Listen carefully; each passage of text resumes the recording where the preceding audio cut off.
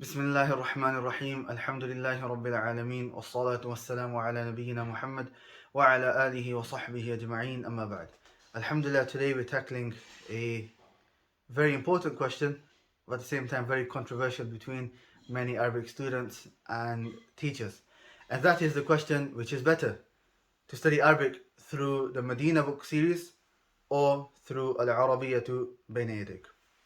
Now, many a time you'll hear that Al-Arabiyatu Bayna Yadayk is better because it focuses more on vocab and that's what a student needs to communicate and so on, whereas Madinah Book focuses more on grammar and that is not what a student needs and so on. Now, this comparison is an incorrect comparison because the question itself is incorrect. Because it is not fair to compare a syllabus to a book. Notice we are saying Madinah Book. So, for example, if we take, I've got one copy of Al-Arabiyatu Bayna Yadayk here. This is the second one. And it's approximately 450 pages. Okay, 450 pages. Whereas we take Madinah Book 2. Now, Madinah Book 2, look, you can see the size difference. And it's half the size, just over 200 pages. Okay.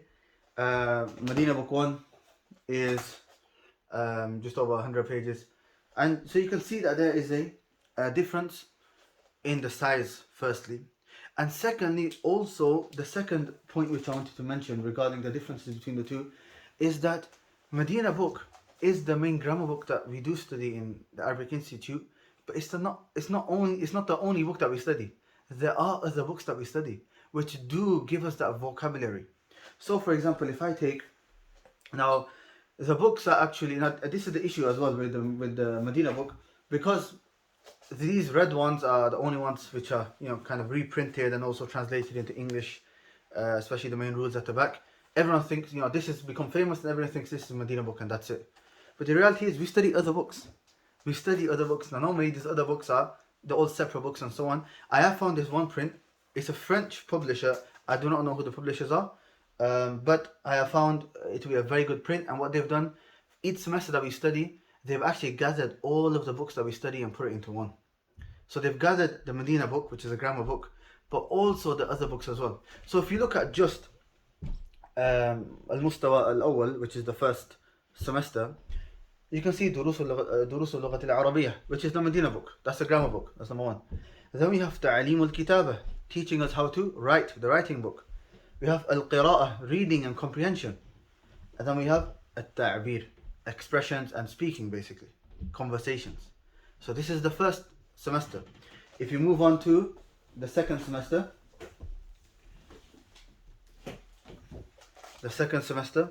is a lot bigger. And we have Al-Qira'ah and Ta'bir. We also have Imla, which you can translate to punctuation. Al-Fiqh, we have very basic fiqh. So fiqh of salah, fiqh of wudu, very basic. Every person, inshallah, that studies it will probably know that fiqh, but to learn it in Arabic, very simple. And there's also fiqh of hajj or umrah. I can't remember if hajj is in there, but umrah is definitely in there. And hajj is also in there. Hajj is also in there. And if somebody's never done hajj, you're learning how to do hajj in Arabic. We have hadith, very, very simple hadith. That these are considered complementary books. So whatever rules you learn in the grammar book, you learn simple ahadith with simple wording, simple vocabulary, and also they implement those ahadith. And Qasasul Anbiya. And this Qasas Anbiya, this is taken from the famous book Qasasul An-Nabiyyin. I mean, this is only the second semester.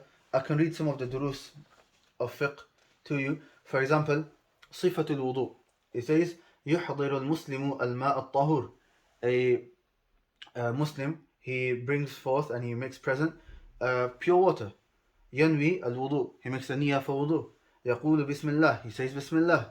يغسل كفيه ثلاثا, he washes his hands 3 times. يتمضمض ويستنشق ثلاثا, he rinses his mouth and his nose 3 times.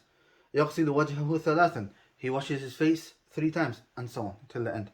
Also with hadith,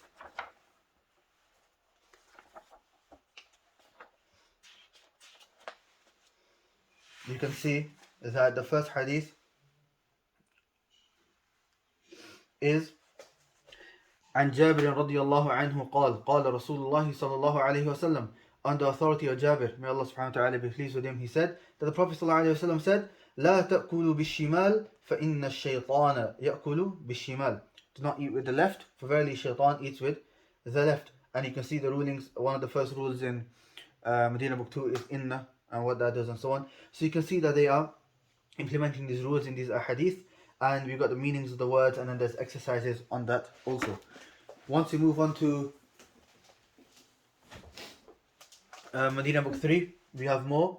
We have Qira'at, Ta'bir, Fiqh and Hadith. We have Seerah. This Seerah book is amazing. Those who have studied this book, they know how amazing this is. And I've actually built some of my lessons or lectures based upon this Seerah book because of how simple it is. Surah min Hayati Sahaba. This is taken from the book, I believe. Some brief biography of some of the Sahaba. At-Tawheed, you have some lessons on Tawheed also. If you move on to the fourth semester, we have Tafsir. Tafsir is amazing ayat, wa Ibadur Rahman, the end of Surah Furqan, the advice of Luqman to his son, and the explanation of them. Qira'ah, Tawheed, and Nusus al-Adabiyah. This is where Balagha comes in. There's poetry and Arab proverbs and all of those. Tarikh al-Khulafa al-Rashidin, brief history of the Khulafa al-Arba'ah, and so on.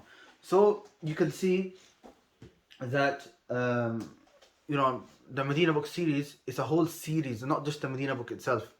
And when you understand it like that, you can see there's a big difference now between comparing Al-Arabiyatu Bayna Yadayk to that one Madinah Book and comparing this to the whole syllabus. And also, another point is that we have to look at our objective. Our objective from learning Arabic, inshallah, for the majority of us, is to understand the Quran and Sunnah and the works of the ulama. And bi'ithnillah, the Madinah books help you do that. They teach you fiqh and hadith and so on. Whereas Al-Arabiyatu Bayna Yadayk, not saying that it doesn't, but it focuses a bit more on normal conversations and furniture and the weather and so on, which is there in Madinah Book, but I feel that Madinah Book focuses a bit more on the Islamic side rather than Al-Arabiyatu Bayna Yadayk. And the last point which I want to mention, so now subhanAllah you can see the difference between the two, and you can decide for yourself what you think is better. And the last point I do want to mention, however, is that I think the most important point is not arguing about which two books or syllabuses are better. Rather, it's more important to acknowledge both of these are means. I personally lean more towards the Madinah Book series because I believe ulama have studied it and graduated from the syllabus and so on, and it caters more towards a student who wants to study Islamic sciences. But the main thing is to understand that all of these they're just a syllabus, they're just a means, they're just a path. And there are other syllabuses for Arabic which are good and that other people use. All of them, bismillah, lead to the same objective. And you find many students arguing about them and hardly any of the students actually finishing them. Finishing all, even if you take out the rest of the side books, the complementary books, even just the Madinah Book itself, all three, how many students do you know that actually finish Madinah Book 1 fully, Madinah Book 2 fully, Madinah Book 3 fully? Okay, and likewise, Al-Arabiyatu Bayna Yadayk, who actually finishes them fully?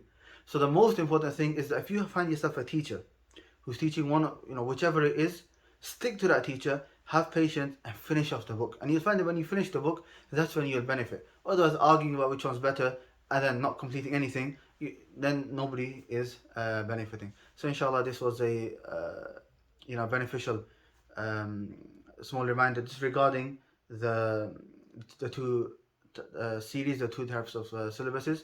Ask Allah subhanahu wa ta'ala to grant us knowledge of the Arabic language and allow us to understand the Quran and the Sunnah upon the understanding of the Salaf of this Ummah. Subhanakallahumma wa bihamdika ashhadu an la ilaha illa anta astaghfiruka wa atubu ilayk.